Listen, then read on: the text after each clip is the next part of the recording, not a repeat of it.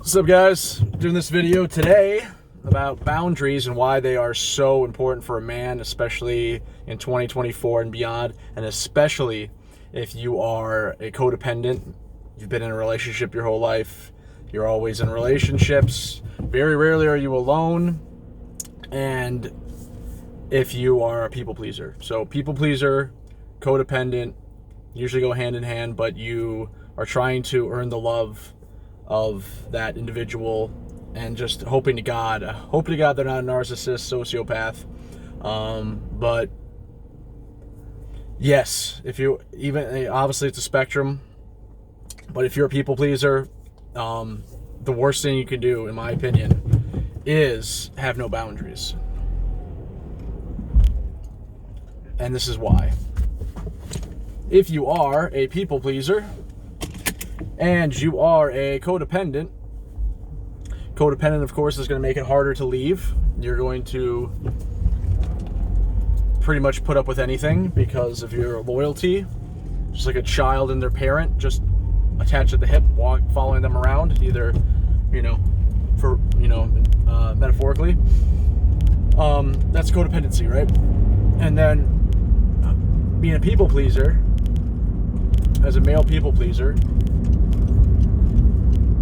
you tend to put other people first. That's basically a prerequisite of people pleasing. You, especially if it's something that manifests from a narcissistic mother, there's a good chance you are probably dating these people. Hopefully they're not sociopathic narcissists. They're not too far NPD. But if you did have a narcissistic mother, we do tend to pick that kind of stuff. That's the comfort. And it works both ways. And so if you are a people pleaser in that way and you want to please this woman you're with, whether it's doing things for her or just like whatever it is, and you're usually putting yourself first, why this is such a problem, not having boundaries. In other words, you can put this individual's needs first, and that's all well and good. Well, not well and good, but it's, it is what it is. But how that becomes infinitely more, you set yourself up for an infinitely more painful discard phase, or falling out, or just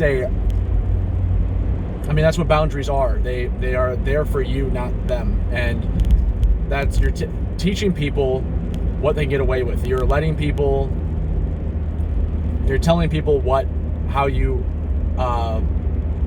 expect to be treated. And if there's zero boundaries, in other words, you have a limit obsession, your people pleasing turns into like a obsessive kind of pedestal, putting them on a pedestal, like, and if not that, just like a very desperateness, which a desperate kind of thing, like I can't lose this person thing, then that individual can abuse you as the relationship's ending. And that, my friend, is why you do not want to give up your boundaries and be a people pleaser.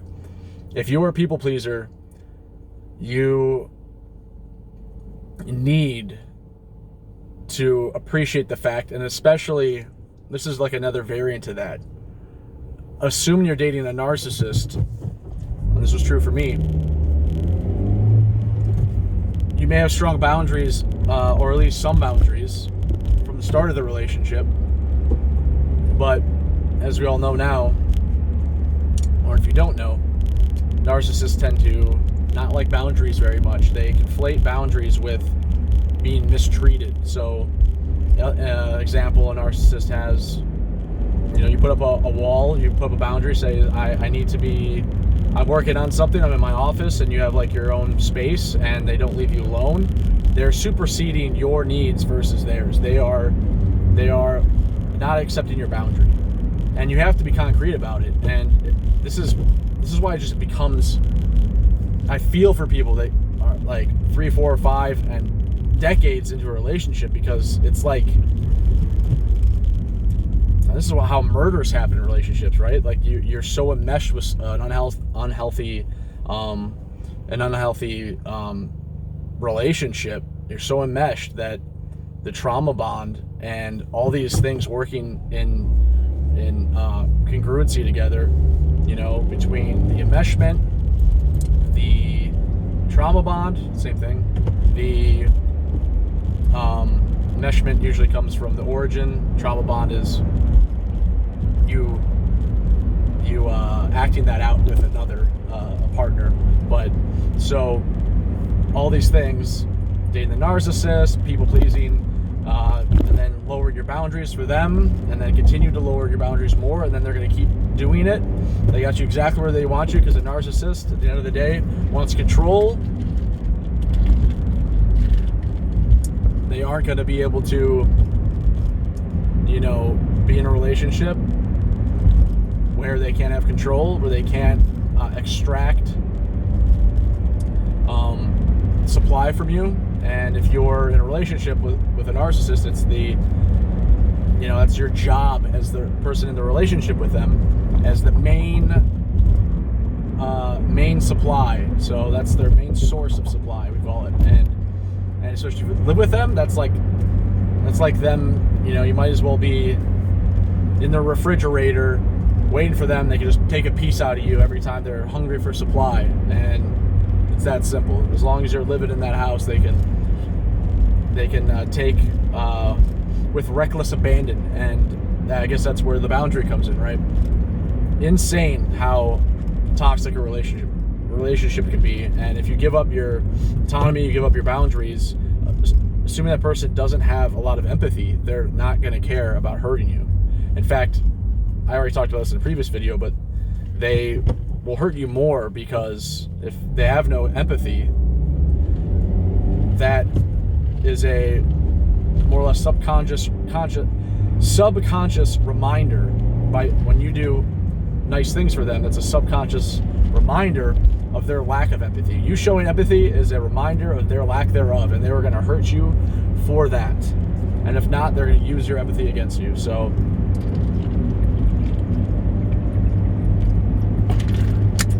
thirsty. So yeah, boundaries are paramount if you are in a trauma bond. I mean, again, it's one of those things. You don't, maybe I should start directing these videos a little bit more towards the healing process, because this is kind of like expressing what's happening while you're in it, and that's usually when you can't see what you're in. But again, with most people watching these videos, you probably just got out of the toxic relationship, and so at least this will help you, as the videos like this help me understand that I'm not crazy, that I'm not a bad person, that I need to be, you know, stop beating myself up. You know, if you were, at the end of the day, especially as a male, when the relationship ends, people usually side with the female, and that can be infinitely more painful, because I think women by and large have an easier time with breakups. And if they were the one that was discarded, if they were the one that was the narcissist, if they were the one that was with the lesser of two people with empathy, they had less empathy than you. It's gonna hit so much harder. And again, if you're in the situation like I was, still am, it's been about a year of just picking up the pieces, and you're trying to like just what happened, and you're watching this video for those reasons. Just understand that that's the whole narcissistic cycle. That's, you know, that the boundary thing, the trauma bond, all these things are just toxic attachment styles in a relationship. It's really all it comes down to, and they tend to be a lot more fun because they're based in deep-seated need for needs, you know, from childhood and all that. So that's where you have to do the work on, you know, differentiating yourself and being alone and all that stuff. But yeah, backing up just a little bit, I was trying to create a framing around the... Oh, I was talking about the woman discarding you and they have an easier time. I guess that's what I was getting at, is I think the proof is in the pudding to me. A relationship is always takes two to tango. And you can never, just like driving on a car, I brought it up before, you know, you're driving, you get in a car accident, it's, if you look into the insurance, you look into the way they look at it, and when the insurance companies negotiate and they're doing all that crap, it's very rarely 100% person's fault. There's usually some kind of negotiation, and being on the road gives you a fault, and that's the same thing with relationships. And having said that, I do believe that the person who is in the most pain, the person who is, you know, if they are, you know, in a depressive episode, if they're single for years, if they lose their job, like whatever, all this bad mental state, you know, and then if the other person's flourishing, you can use that fact as power. All right, I'm giving you permission to use that fact and using that pain as power, like the Crow. My pain is power, because that's kind of sounding like Bane, but that should show you that you need to take it easy on yourself. That person's flourishing, they're going out and they're already found new supply, or they're, you know, already, and they're just moving on, and they don't seem to be broken up too much about the relationship, and when they were, was probably more about their supply leaving them than actually the relationship ending and what could have been and all the good things about you. It's more about them. And if you see those kind of signs, you should know that that was a narcissist and not a sociopath, or BPD, all this crap. As I understand it, if we're doing a tier system, trait narcissism, we all have some of that, or some of us, a lot of us nowadays have trait. We have things we do, selfie cam, that's a little bit narcissistic. There's trait, there's NPD, narcissistic personality disorder, not curable for the most part, and a deep dictionary definition of narcissism. And BPD, I put above that, and then psychopathy, sociopathy, whatever, more or less the same thing, but just created in different ways. But you know, every sociopath is a narcissist. Everyone with BPD, I believe, is a narcissist. But BPD, just, you know, it's usually just women, and it there's a lot of weird womanly manipulation tactics that usually show as BPD. But anyway, take it easy on yourself. If you are healing from that and you're struggling and you feel guilty, you got to get rid of that guilt. Like, I'm telling you, every time you feel guilty, that's just showing how you were the empath, more of the empath. You care. You, like in my situation, I mean, I'll tell you, that person still wants to keep me, I think just now stopped, but for the longest time wanted to keep me on the back burner just in case, you know, the other thing didn't work out. There's always, you know, you are dating a fucking evil person if they are still living with you and yet are seeing somebody else. And I don't want to talk too much about my story right now, but if they've already seen two different people, and that first person is used just to get a reaction out of you, they don't even actually like them, that is a really good sign of someone who's evil. Like, that is actually an evil act, in my opinion. That is somebody who never cared about you, can't care about people.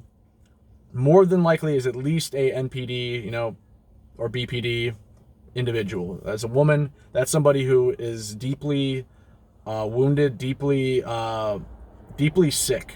And that's no bueno. It's not your fault. Go easy on yourself. Continue watching these videos to the extent that they make you healthy, but get out there. I'm going to the bar right now, being social. You got to get out of the house. You got to get moving. Hopefully they didn't discard you at your lowest point. That could be about a year in. It gets better, all right? Again, this is me giving you permission right now to stop beating yourself up. If you are the one that is hurting right now and you are the one that got the brunt of it, I don't care what the sex is, at the end of the day, a relationship, it takes two. And if you were beaten up harder than the other person, you got to move forward, and you got to stop beating yourself up, because for multiple reasons, for you, number one, and for number two, to the extent that that person is a malignant narcissist, a BPD, like just a person with a person with what do you call it? What is it called when you're in society? Whatever. To the extent that they're basically a toxic person, and depending on the level at which they're toxic, let's say they have zero empathy, by you not healing and you not moving on, A, you're vulnerable to finding someone like that again. B, you are vulnerable to them trying to get back in you after hoovering you, and after maybe the relationship not working out, you're vulnerable. Think about how hard that would be to say no to them 2 months down the line. If you're still single, you're still healing, maybe you don't have anything going on, you're going to pick them again. It'd be very hard for you not to. So again, do it for you, do the healing, get out there, get moving, stay busy for you. And two, do it because if you don't, you risk the fact of making your life just a paradox of picking these people because you haven't done the work, and either getting back with the person, or just, again, there's another big one, is them seeing you fail gives them more supply. That's why they hoover. Again, they have zero empathy. So if they have zero empathy, they're able to gain supply to no ends. I've seen it. I've seen it to the extent of people dying. I've seen it very recently. A guy I know, he's no longer here, and his girlfriend was let's just say not a good person. And I don't know her well enough to know everything, but I'm fresh enough in this, I can read between the lines. Guy got broken up with at a low point, and I don't see a lot of... If that's me, I'm in bed crying about somebody that I lost, and this individual is out partying, and I keep hearing the story, and it's framed as her being the victim, and that's, to me, is the lowest of the low. It's the cornerstone. It's the smoking gun of a narcissist. If they're at a funeral gaining sympathy for them, without a lot of sympathy is one thing, but sympathy without a lot of mourning. Everyone mourns differently, so you can't judge people on how they deal with their pain. But if that's a person who is in a relationship and, let's say, family and all that, like, obviously there isn't a lot of nuance to that, but to me that's what keeps me going, honestly. I know if I ever didn't make it, my entire family would be just sucking in that energy. And that's what keeps... That's sick, but my whole life that's been kind of my energy is survival of the fittest. And I gotta remember that that's a derivative of this toxic masculinity bullshit, but I drank the Kool-Aid a little bit on that toxic masculinity, like, no, I don't want to be toxic, I want to be blah, blah, blah, blah. If you have that kind of family and you're not being toxically masculine, quote unquote, you're not, being that, fight or flight, not fight or flight, but that survival of the fittest kind of thing, that mentality, it's basically a survival mechanism. That's essentially like the inverse of telling a woman that she can't be, narcissist and sexually liberated, all this stuff, if she had trauma. It's like, well, that's her way of surviving and getting through the world. I'm not saying it's a good thing, but it tends to be, I guess that's exactly the opposite of what I'm trying to say. I'll end the video here. I was trying to express that a little bit differently. It's not the sexual thing. It's the,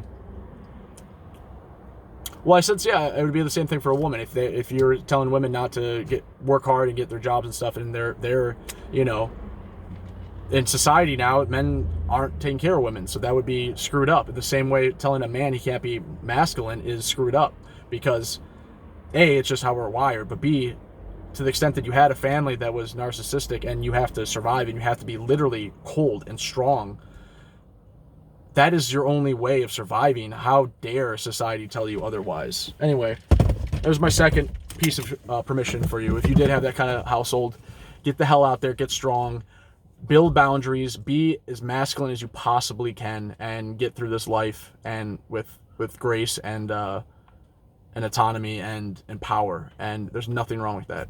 We'll see you on the flip side, guys. Take care.